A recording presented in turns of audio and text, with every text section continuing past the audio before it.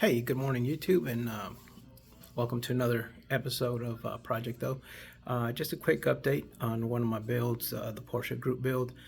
Let you know what's going on and how it's coming along. So let me turn this around. Quick, short, to the point video.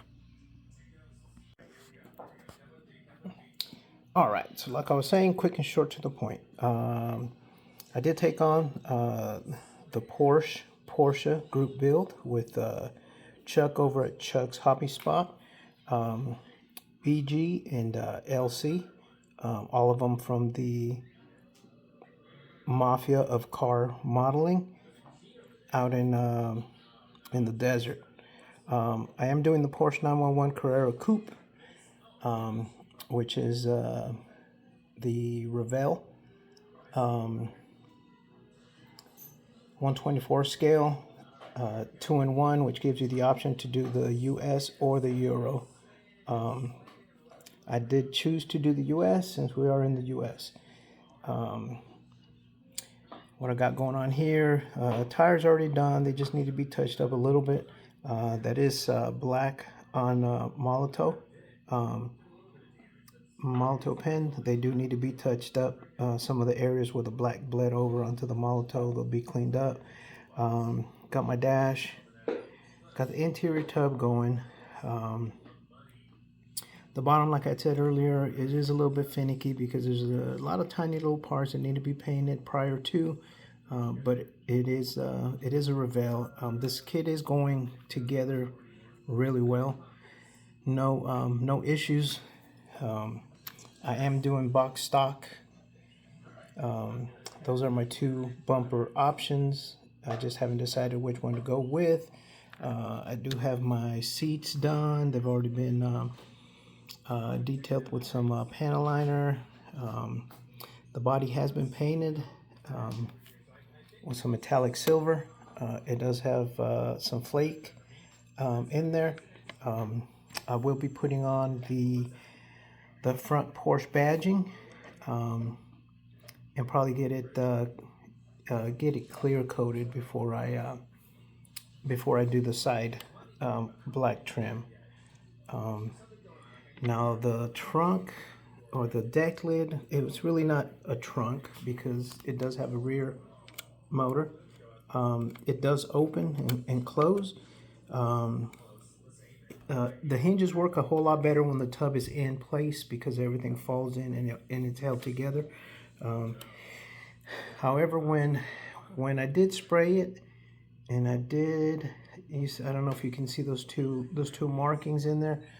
Those are from the inside tub. One thing that I thought was pretty cool was that the louvers are open. They are very, very minute. However, they do look pretty good. I'm hoping that the clear, because I did sand them down. I did hit them with, I believe it was like, I'll probably go back over it, hit it with about maybe 1500, smooth it out. And I'm hoping that the clear kind of takes that out. Gets them nice and even for me. Do have a couple parts. Like I said, everything's kind of finicky. It does have posable steering, which I think is pretty cool. I'll get that going. The tub inside, I do have seat belts in there. The seat belts that I got from my local hobby store up in the Monroe area here in Georgia. It is a gentleman by the name of Greg Stegall. Now, he does not own the hobby store. The hobby store, I believe it's called the hobby store. He does not own that hobby shop, but he does sell products through that young lady there. He does have some pretty cool stuff. He does have some distributors, and he does have a pretty cool little battery pack that's already pre-wired and all. Mufflers, things like that. I do usually do my own seatbelts, but it's not bad to have, especially from the local guys.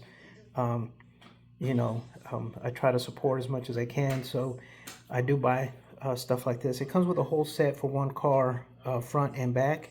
However, this particular model, the 1.1 car, has the seat belts that come off of the B-post.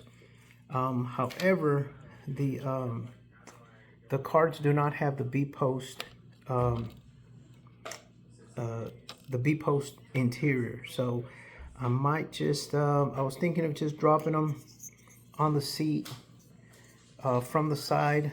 I know my 2004 Volkswagen has them on the seat. However, they are kind of dangerous because if you know, the one car gets in a wreck, seat goes flying, you're still seat belted to your seat. I don't know how well that's gonna work, but I was thinking of just slicing them and putting them in the seat belt.